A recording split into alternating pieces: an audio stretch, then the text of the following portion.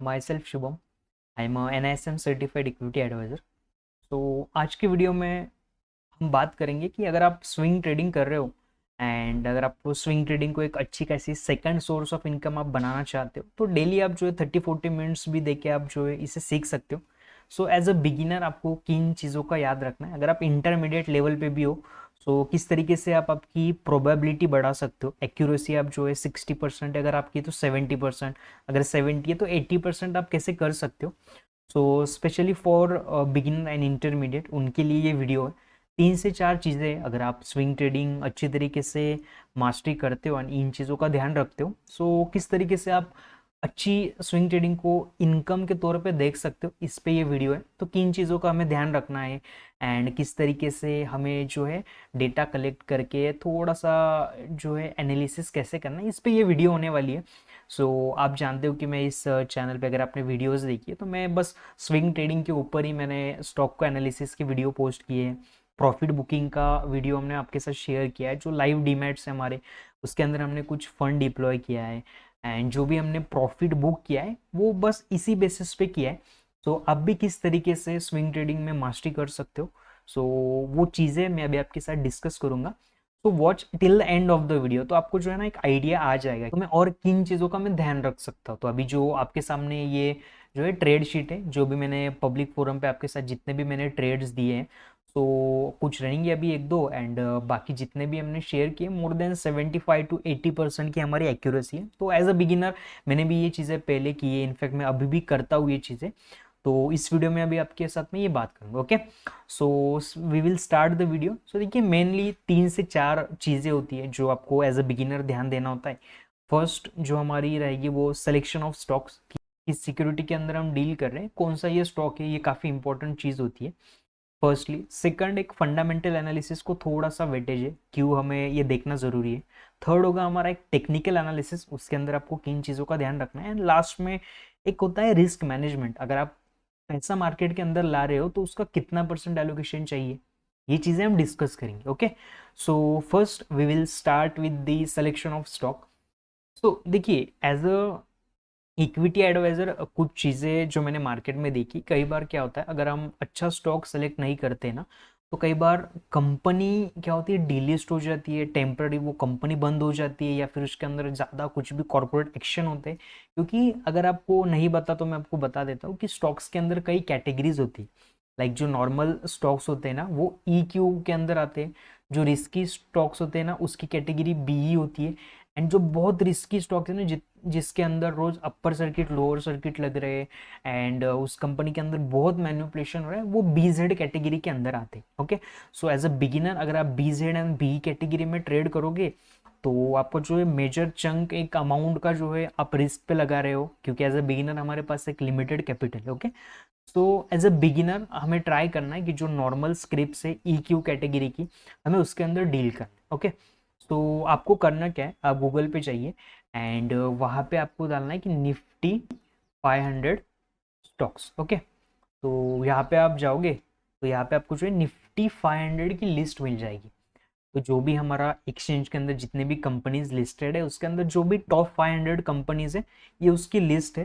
तो यहाँ पे अगर आप जाते हो, इंडेक्स कॉन्स्टिट्यूट है यहाँ पे, तो यहाँ पे जो है आप इसे डाउनलोड कीजिए, इसके अंदर जो है आपको जो 500 स्टॉक्स है उसकी लिस्ट मिल जाएगी, उसका सिंबल मिल जाएगा। ओके, एज अ बिगिनर आप इसी के अंदर ट्रेड कीजिए, तो आपको जो है ना ज़्यादा कुछ कंपनी डीलिस्ट होने की या फिर और कुछ ज़्यादा कॉर्पोरेट एक्शन होने की या फिर और ज़्यादा कुछ मैन्युपुलेशन की वो रिस्क है ना वो ऑलरेडी थोड़ी सी कम हो जाएगी फर्स्टली। ओके, निफ्टी 500 के अंदर आप डील कीजिए। सेकंडली जो होता है वो होता है फंडामेंटल एनालिसिस।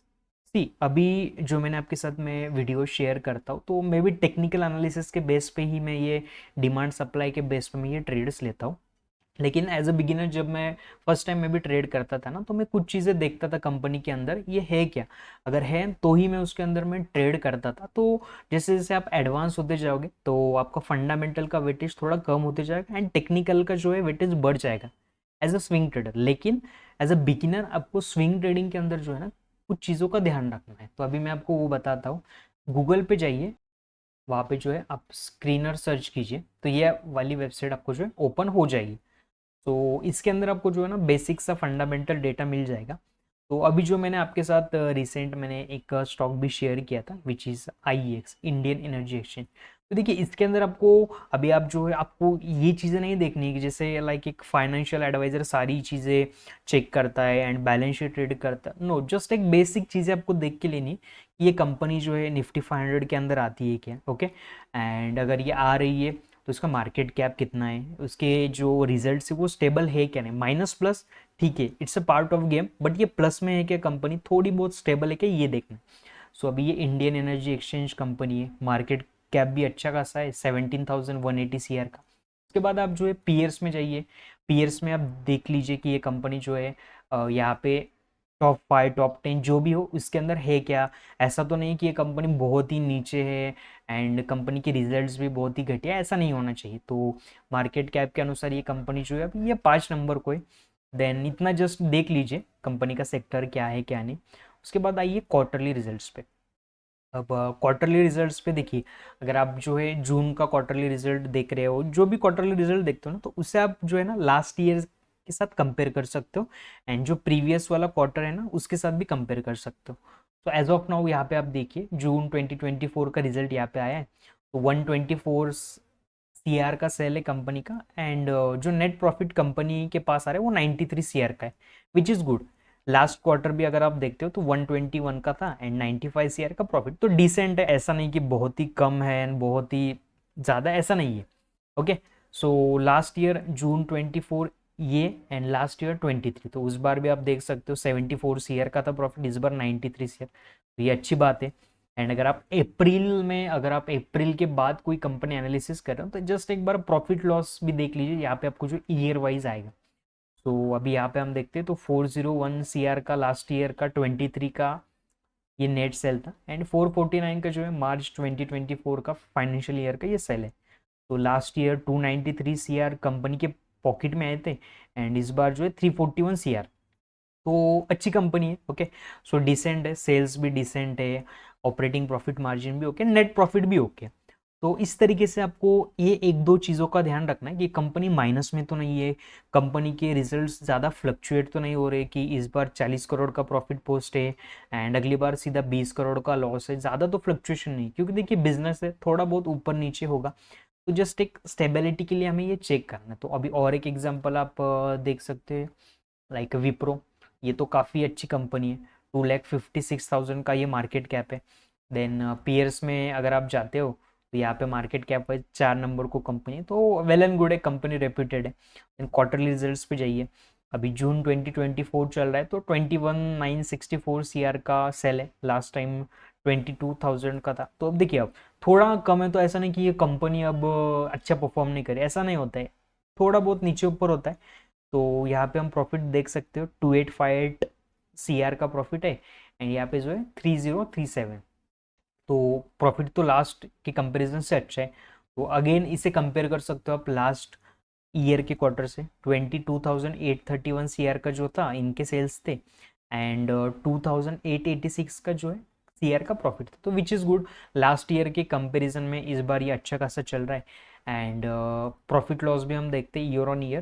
तो लास्ट ईयर जो 11,366 CR का प्रॉफिट था और इस बार 11,000 जो है 112 का प्रॉफिट है, तो ठीक है, डिसेंट है, ऐसा नहीं कि बहुत सारा फ्लक्चुएशन हो रहा है, धीरे धीरे ये स्टेडली कंपनी ग्रो करी है। ओके, तो ये दो तीन चीज़ें देखनी, मार्केट कैप अच्छा है क्या, पीयर्स में जो है टॉप 10 में कंपनी है क्या, एंड जो क्वार्टरली एंड जो प्रॉफिट एंड लॉस स्टेटमेंट है वो ओके है क्या। अगर ये ओके होता है so we can head towards technical analysis and आपको कौन सी कंपनी नहीं देखनी चाहिए। अब जैसे यहाँ पे एक कंपनी है which is of Senco industries, अब यहाँ पे देखिए ये कंपनी 778 CR का इसका मार्केट कैप है। कई बार क्या होता है, ऐसी कंपनी जो है ना बहुत अट्रैक्टिव लगती है कि यार कम स्टॉक है, कम पैसे का, इसमें से हम ज़्यादा पैसा बना लेंगे।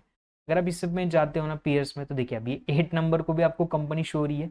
ओके, लेकिन यहाँ पे आप क्वार्टरली रिजल्ट्स पे आओगे, see minus plus minus minus minus minus minus continuous ये जो है माइनस में जा रही कंपनी। प्रॉफिट एंड लॉस देखते हो आप, तो ये पहले अच्छी खासा प्रॉफिट पोस्ट कर रही थी, उसके बाद माइनस माइनस माइनस माइनस, तो ऐसी कंपनी में देखिए, ऐसा नहीं कि इससे प्रॉफिट नहीं निकलता, ऑब्वियसली निकलता है, लेकिन एज अ बिगिनर ये ज़्यादा रिस्की होता है। हाई रिस्क हाई रिवॉर्ड का ये गेम होता है, तो इसके अंदर ज़्यादा जो है आप मत डील कीजिए एज अ बिगिनर। तो जो निफ्टी 500 की कंपनीज है उसके अंदर डील कीजिए, वो हमारा फर्स्ट पॉइंट है। सेकंड पॉइंट, फंडामेंटल एनालिसिस हम थोड़ा सा करेंगे बेसिक। एंड थर्ड जो हम करने वाले अभी, वो होगा हमारा टेक्निकल एनालिसिस। क्या होगा? Technical analysis. ओके।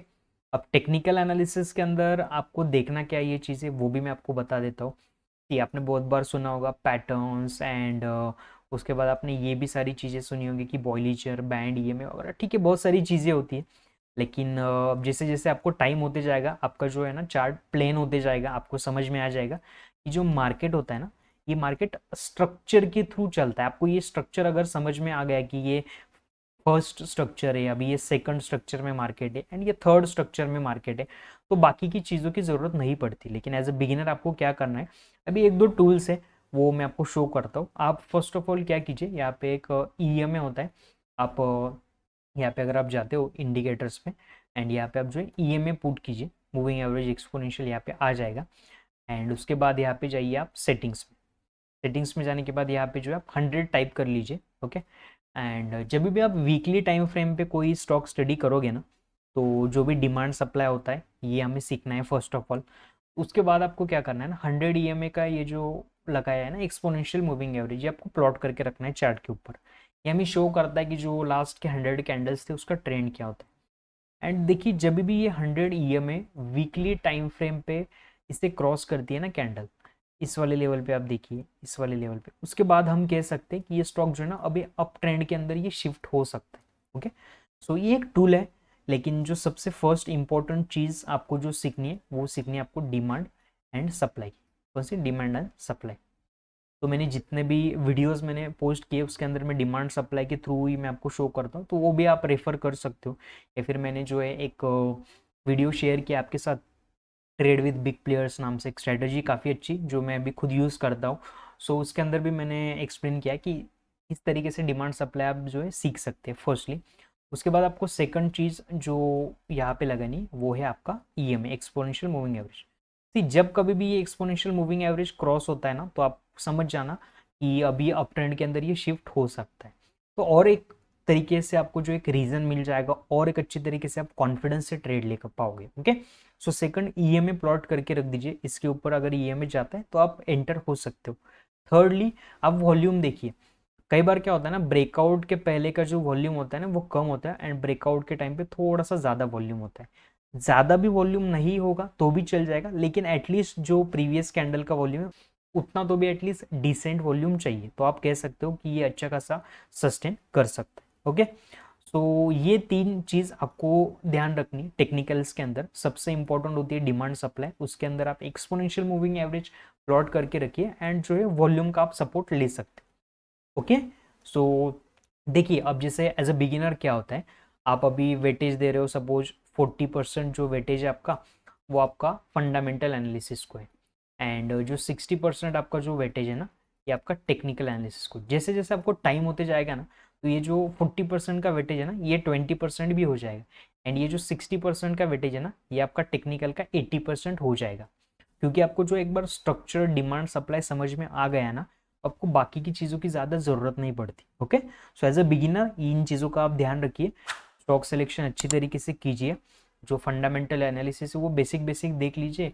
एंड उसके बाद जो है टेक्निकल्स के अंदर जो मैंने प्लेलिस्ट बनाई है वो एक बार रेफर भी करते हो आप, तो आपको समझ में आ जाएगा कि डिमांड सप्लाई होता क्या है actually. Okay. And the last thing which is most important, अगर आप नॉट ओनली इन ट्रेडिंग, अगर आप कोई भी बिजनेस भी करते हो, तो सबसे इंपॉर्टेंट होता है रिस्क मैनेजमेंट। क्या होता है? Risk management.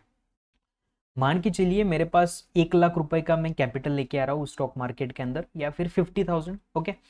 1 लाख रुपए का कैपिटल मेरे जेब के अंदर है एंड मुझे कोई स्टॉक मिलता है, मुझे लगता है कि ये जाएगा ही जाएगा, एंड उसके अंदर जो है मैंने 1 लाख में से मैंने मेरे 50,000 स्पेंड कर दिए, एंड दूसरे स्टॉक में मैंने 50,000। एंड ऐसा हो ना, लेकिन अगर वही बेट आपकी अगर खराब हो जाती है, क्योंकि देखिए आफ्टर ऑल जो है ना, आप मल्टीपल बेट्स करते हो। ओके। आप स्टडी करके बेट्स करते हो, उसके बाद प्रॉफिट आता है, लॉस आता है, तो उसके बाद ये चीज़ें आपको समझ में आती है।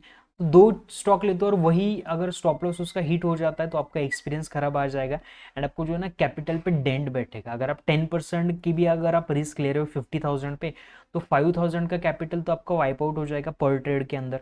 2 ट्रेड में 10,000 विच मीन्स 10% का डेंट आपके कैपिटल के ऊपर। ओके, सो ऐसी जो है गलती मत कीजिए। रिस्क मैनेजमेंट सिंपल, एक चीज मैं आपको कहना चाहूंगा, 8 to 10% बस, इससे ज्यादा एलोकेशन एज ए बिगिनर मत रखिए आप स्टॉक के अंदर। इससे ज्यादा अगर आप रखते हो तो आपकी रिस्क बढ़ जाएगी। जैसे आपको टाइम होता जाएगा उसके बाद आप एलोकेशन बढ़ा सकते हो, लेकिन स्टार्टिंग में जो है 10% से ज्यादा एक भी स्टॉक के अंदर जो है आप आपका फंड डिप्लॉय मत कीजिए। आपको जब एक्सपीरियंस आ जाएगा, आपकी प्रोबेबिलिटी अच्छी तरीके से बढ़ जाएगी 60, 70, 80%, तब आप जो है 15%, 20% ऐसा आप जो है एलोकेट कर सकते हो। ओके, लेकिन रिस्क मैनेजमेंट सबसे इंपॉर्टेंट चीज होती है। 10% से ज़्यादा कैपिटल एलोकेट मत कीजिए। ओके, सो यही था फ्रेंड्स, तो मुझे आपके साथ यही शेयर करना था। ये 4 चीज़ें, अगर आप इन 4 चीज़ों का ध्यान रखते हो, फर्स्ट मैं अगेन रिपीट करता हूँ, सिलेक्शन ऑफ स्टॉक्स आपका अच्छा रखिए तो आपकी जो रिस्क है वो ऑलरेडी कम हो जाएगी। सेकंड, फंडामेंटल एनालिसिस थोड़ा सा आप करिए स्टार्टिंग में, कंपनी जस्ट आपको समझ में आनी चाहिए कि कंपनी अच्छी है या स्टेबल है क्या नहीं। थर्ड, आपको जो है टेक्निकल एनालिसिस सबसे ज़्यादा इंपॉर्टेंस इसे देना, जो है स्विंग ट्रेडर बनने के लिए सबसे ज़्यादा इंपॉर्टेंट है टेक्निकल एनालिसिस, तो इससे ज़्यादा इंपॉर्टेंस आप दे दीजिए। तो सीखिए आप कैसे मार्केट स्ट्रक्चर होता है, कैसे ये चीज़ें वर्क करती है। एंड लास्ट में होती है रिस्क मैनेजमेंट। इन सारी चीज़ों करते करते याद रखिए 10% से ज़्यादा किसी भी अंदर डिप्लॉय मत कीजिए। ओके, सो यही चीज़ें मुझे आपके साथ शेयर करनी थी। एंड अगर आप टेलीग्राम पे हो तो वेल एंड गुड है, अगर आप नहीं हो तो लिंक डिस्क्रिप्शन में मुझे कुछ अच्छा स्टॉक या सिक्योरिटी मिलती है तो वहाँ पे मैं अपडेट देते रहता हूँ एंड वहाँ पे भी मेरे फॉलोअप चलते हैं, तो लिंक डिस्क्रिप्शन में हो तो वहाँ से आप ज्वाइन कर सकते हो। एंड अगर अच्छा लगता है video so make sure to like it, तो मैं और अच्छी तरीके से कंटेंट आपके साथ शेयर करता रहूँगा। एंड इनफैक्ट कुछ डाउट भी होता है तो let me know in the comments on. And कुछ और कंटेंट आपको लगता है कि आप सीख सकते हो तो make sure to subscribe this channel and bell icon ज़रूर प्रेस करना, तो पर्सनल नोटिफिकेशंस आपके पास आ जाएंगे। ओके, तो थैंक यू सो मच, मिलते हैं नेक्स्ट वीडियो में।